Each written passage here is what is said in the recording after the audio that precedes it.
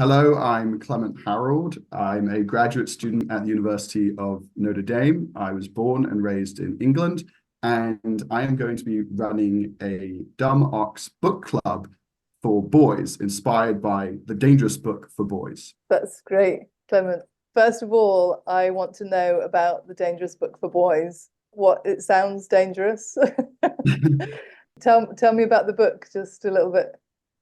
Yeah, it's one of my favorite books as a boy, and it's the clue is in the title. It's a book for boys in the modern world, teaching them how to be boys again. And it's not a specifically Christian book, but a lot of what it's doing is showing you how to be a boy, I think in a very Christian way, which Okay. means doing things outdoors, doing dangerous things, as well as reading about history, reading ancient proverbs, all this kind of thing. Okay, so there's some making things involved in the whole thing, is that right? That's right. That's a big part of it. So a big part of what they're doing in the Dangerous Book for Boys is saying, here's how we make a catapult. Here's how we make, wires so that we can communicate across long distances. Here's how we do smoke signals, all this kind of stuff. And Okay.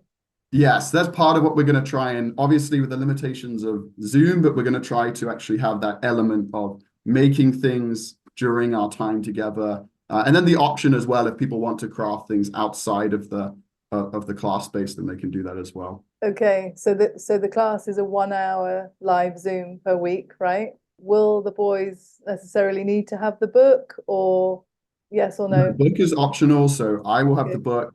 We obviously encourage people. It's a great book. And so I imagine a lot of families will already have it on their shelf and might want to get it if they don't. But Okay. it's not necessary. So I you can just guess, comment about the book and I'll guide you yeah. through it.